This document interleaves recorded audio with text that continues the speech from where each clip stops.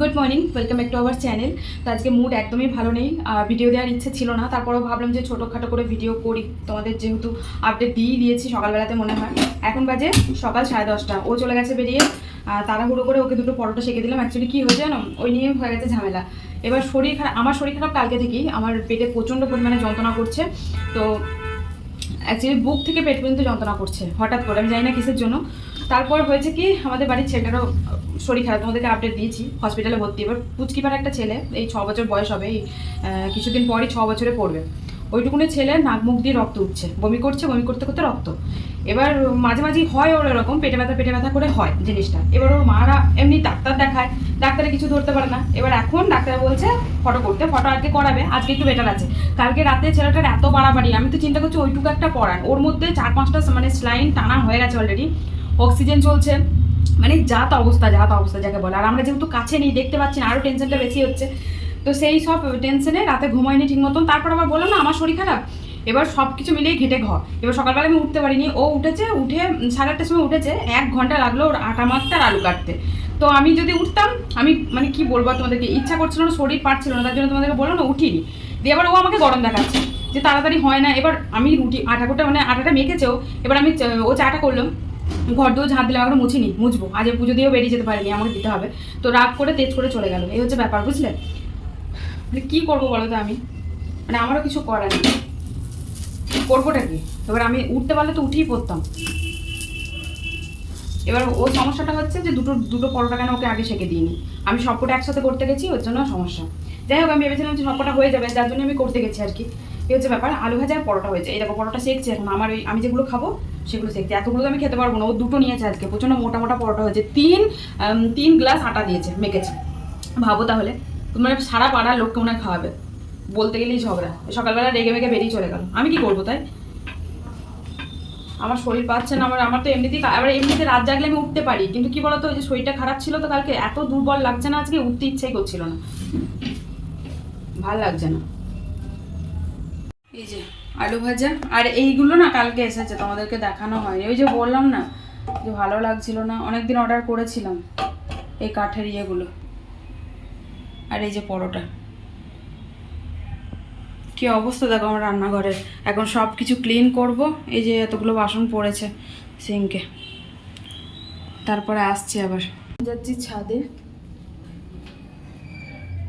এই যে কালকেকার জামা কাপড় এগুলো সব, এই যে চলে এসেছি ছাদে। আর এই যে জামা কাপড়গুলো হচ্ছে কালকেকার, কালকে আর ছাদে আসিনি। চলো ঝটাপট মেলে দিয়ে যাই, মেঘ করছে, এখন মেলে দেবো, তারপর দোকানে যাব যখন তখন তুলে নিয়ে যাব, কারণ অল্প অল্প শুকাবে একটুখানি আর কি, রোদ খাওয়ানোর জন্য। রোদ তো নেই, ওই মাঝে সাঝে উঠছে।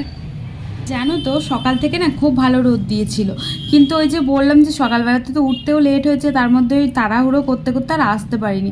এই আধ ঘন্টার মতন আর কি থাকবে ছাদে জামা কাপড়গুলো, তবে আরেকটুখানি থাকলে হয়তো ভালো হতো, একটু করে হতো আর কি।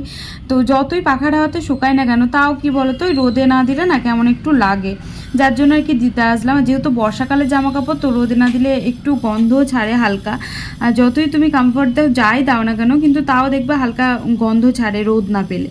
তো তাই আর কি করবো, আধ ঘন্টা মতন দিই রোদে, তারপর আবার ওদিকে কাচাকুচি আছে, যেহেতু আমার তার নেই মানে টাঙানো, যার জন্য ভাবি যেহেতু কাচাকুচি করবে, তাই ভাবলাম আমি যে কালকে যেগুলো কাচাকুচি আছে সেগুলো এখন দিয়ে আসি, আর যেগুলো কাচাকুচি করবো সেগুলো এগুলো তুলে নেবো, তারপর মেলে দেবো। বাড়িতে নেই, আরতি করতে গেছে গণপতি, 10 দিন বা 12 দিন বসিয়ে রাখে তো গণপতিকে, ওদের বারোয়ারি পুজো হয়েছে, তো সেখানেই গেছে। আমাকে বলছিল সকালবেলা যেতে, কিন্তু সকালবেলা আমার যা তাড়াহুড়ো লাগে, যেতে আর পারবো না আমি।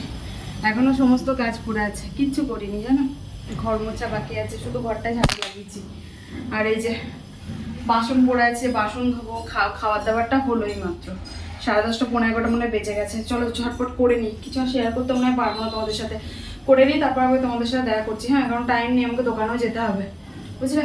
চলো, মানে মেয়ে মানুষের সংসারে যদি মেয়ে মানুষের শরীর খারাপ হয় না, ঠিক এরকমটাই হয়, জানো তো। আবার বলবি যে তুমি রেস্ট নাও, আমি করছি তো, তুমি রেস্ট নাও। এই তো রেস্ট নিয়ে গরম শুনতে হলো সকালবেলাতে, রেস্ট নেওয়ার এটাই ফল, বুঝলে। আমি ভাবলাম যে ও তো করবে, থাক, আমার শরীরটা খারাপ, আমি শুই একটুখানি। ও বাবা, ঘুম থেকে উঠেই গরম। এই যে আসলাম দোকানে, তো কত তাড়াতাড়ি যে করেছি, এখন বাজে 11:30। লেট হয়ে গেছে। কি করব বলো, শনিবারটা এমনিতেও লেট হয়, কারণ বাথরুম পরিষ্কার করা থাকে, তারপর কাচাকুচিটা একটু বেশি থাকে। তাও প্রত্যেকদিন কাচাকুচি করি, কিন্তু শনিবারে ওই বেড কভারগুলো কাচি, তার জন্য একটু লেট হলো। এই হচ্ছে ব্যাপার, বুঝলে। তাও তাড়াতাড়ি, কত তাড়াতাড়ি যে করেছি, মানে কি বলবো তোমাদেরকে, পুরো ঝটাপট। বেড কভারগুলো তো ঘষিনি, আজকে আর ঘষার টাইম পেলাম না, ওই সার্ফ দিয়েই ভিজিয়ে রেখেছিলাম, ওইভাবেই কেচে দিয়েছি। কি করব, ঘষতে গেলে টাইম লাগবে, আর ঘষলাম না, তার জন্য দিয়ে এসছি ছাদে। মেঘমেঘ করছে, মানে একটু রোদ উঠছে আবার মেঘমেঘ করছে। সকাল থেকে তো ভালো রোদ দিয়েছিল। কালকে যেগুলো কেচেছিলাম সেগুলো সকালবেলাতে শুকিয়ে গেছে সব, ওগুলো তুলে রেখে দিয়ে আসলাম ভিজে। গোটা আবার এক বালতি কাচাকুচি হয়েছে। আর ওই যে গেঞ্জিটা দেখছো, ওটা কালকে পরে এসেছিলাম, তারপর ওখানে রেখে দিয়েছি। মানে ওই গেঞ্জিটা পরলে আমার খুব গরম লাগে, জানো তো, যার জন্য পরি না। এবার এই পার্লার একটা জামা ছিল, ওই জামাটা পরেছিলাম কালকে, দিয়ে ওইটা খুলে রেখে দিয়েছিলাম, ভাঁজ করা হয়নি।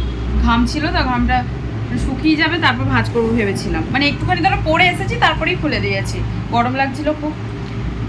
তো চলো ঝাড়ু পোছা করে নিই আজকে। কালকে বিকালবেলাতে মুছেছি, আজকে আর মুছবো না। আজ ঝাড়ুটা লাগাবো, লাগিয়ে পুজোটা দেবো। চলো পরে দেখা করি আবার তোমাদের সাথে। চলে এসেছি বাড়ি, এখন বাজে 3টে। আর আজকে আর খাবো না কিছু, মানে ওই পরোটা করেছিলাম সকালে, দেখালাম তোমাদেরকে। পরোটা খাবো না আজকে, ম্যাগি নিয়ে এসেছি, একটু ঝাল ঝাল করে ম্যাগি বানিয়ে খাবো, খেতে ইচ্ছা করছিল। এই যে কড়াইয়ের মধ্যে আমি লঙ্কা গুঁড়ো দিয়েছি, ঝাল লঙ্কা গুঁড়োটা, একটু নুন দিয়েছি, তার সাথে দুটো ম্যাগি এনেছি। দুটো খাবো না আমি, একটাই খাবো, কারণ একটাতেই আমার হয়ে যাবে। তো চলো এবার ম্যাগিটা আর কি খুলে দিয়ে দেবো। আর ছাদে যেতে হবে, জামা কাপড় মেলা আছে, প্রচুর রোদ দিয়েছে, জানো তো, শুকিয়ে গেছে মনে হয়। চলো পরে দেখা করিনি ম্যাগিটা।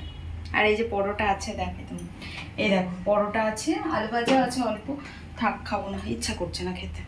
জানো তো, আমার না ম্যাগি খেতে খুব ভালো লাগে, কিন্তু ওই যে ফ্যাটি লিভার আছে তো, যার জন্য খুব একটা খেতে পাই না। তবে ওই যে আত্মার শান্তির জন্য মাঝে মাঝে খাই। যেমন আজকে সকাল থেকে আমি ভাবছিলাম যে পরোটা করেছিলাম, তোমাদেরকে তো দেখালাম, তো আজকে ভাবলাম পরোটা আর খাবো না, দুপুরে আসার সময় তো ম্যাগি নিয়ে আসবো। আর যেমনি বলা তেমনি কাজ। আর হ্যাঁ, এখানে দুটো ম্যাগি ছিল, প্রথমে তো মনে করলাম একটা খাবো, তারপর দেখছি না, অনেক দিন পর যেহেতু খাচ্ছি তো একটাতে পেট ভরবে না, তাই দুটো নিয়েছিলাম। কিন্তু পরে যেন আবার খেতে পাচ্ছিলাম না, বেশি বেশি হয়ে গেছিলো, কারণ দুটো ম্যাগি তো খাওয়া অভ্যাস নেই। আর এখন বাজে রাত হচ্ছে 10টা মতন, বাড়ি চলে এসেছিলাম, প্রচণ্ড বৃষ্টি হচ্ছিলো যেহেতু। আর দেখো আজকে এত পরিমাণে বৃষ্টি হচ্ছে যে একদম ঘর ফেটে জল পড়ছে। তো অ্যাকচুয়ালি কী হয়েছে, ওখানে গ্যাস পাখা লাগানোর জায়গাটা করা আছে, ওইখান থেকে জল আসছিলো আর ছাড় দিচ্ছে এই দিকটাতে। তো এইরকম কোনো দিন হয় না, কিন্তু আজকেই দেখলাম হঠাৎ আর কি জল চলে আসছে একদম ঘরের ভিতরে। তো ওটাই আমি বলছিলাম, দেখো পাকা ঘরে থাকাও কি জ্বালা, তাই না? তো তার থেকে তো মনে হয় রাস্তাতে থাকলেই ভালো হতো, অন্তত এরকম একটু একটু জল তার খেতে পেতাম না, পুরোটাই খেতে পেতাম, তাই না? এই দেখো পুরো একদম বারান্দার এই সাইডটা পুরো ভিজে গেছে, বারণ টারণ সব ভিজে গেছিলো। তো খেয়ে দিয়ে যেই না মাত্র উঠেছি তখনই আর কি আমরা সবাই মাত্র খেয়ে দিয়ে মানে শুতে যাব, আর বৃষ্টি শুরু। আর এত পরিমাণে জোরে বৃষ্টি হচ্ছে, চারিদিকে জল পড়ছে।